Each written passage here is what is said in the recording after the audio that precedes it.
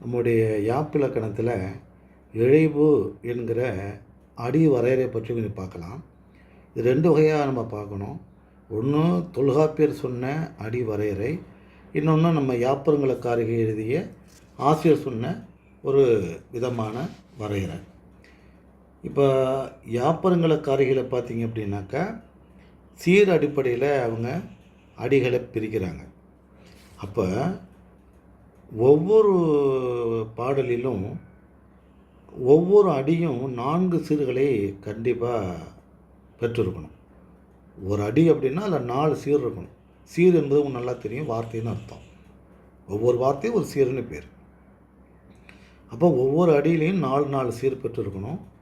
குறிப்பாக இந்த கசட தபர வல்லினம் இருக்குது இல்லைங்களா, இக்கு இச்சு இத்து இட்டு இப்பு இரு, அந்த 6 வல்லொற்றும் அதில் வரையக்கூடாது. இக்கு இச்சு இத்துட்டு வரையக்கூடாது. வல்லொற்று வராமல் இருக்கணும். அதுதான் இழைபுன்னு இழைபுன்னு பேர். இயைபல்ல இழைபு. இப்போ தொல்காப்பியர் என்ன சொல்கிறாருன்னா, ஒவ்வொரு அடியிலையும் சீர் எண்ணிக்கையை விட்டுருங்க. ஒவ்வொரு அடியிலையும் குறைந்தபட்சம் 4 எழுத்துலேருந்து அதிகபட்சம் 6 எழுத்து வந்துச்சுன்னா அதுக்கு குரல் அடின்னு பிரிக்கிறார். குறைந்தபட்சம் 7 எழுத்து முதல் அதிகபட்சம் 9 எழுத்து வரை வந்துச்சுன்னா அது சிந்தடிங்கிறார். குறைந்தபட்சம் 10 எழுத்து முதல் 14 எழுத்து வரை வந்துச்சுன்னா அளவடி எழுத்து. 15 எழுத்து முதல் 17 எழுத்து வரை வந்துச்சுன்னா நெடிலடி.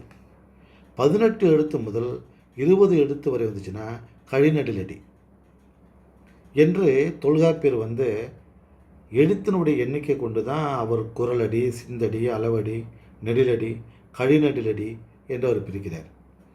ஆனால் யாப்பருங்கலக்காரிகை ஆசிரியர் என்ன சொல்கிறார் அப்படின்னா, அங்கு அந்த ஒவ்வொரு அடியிலையும் இடம்பெற்றக்கூடிய சீருடைய எண்ணிக்கை இருக்குது பார்த்தீங்களா, வார்த்தை எண்ணிக்கை இருக்குது பார்த்தீங்களா, அதை வச்சு பிரிக்கிறார்.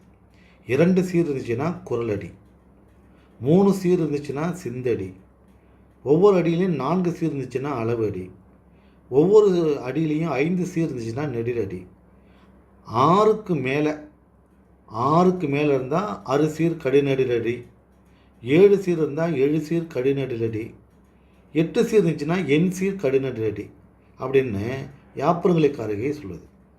அப்போது ஒவ்வொரு அடியிலையும் இடம்பெற்றுக்குள்ள சீர்களை வைத்து கொண்டு அடிவரையறை பிரித்தா அது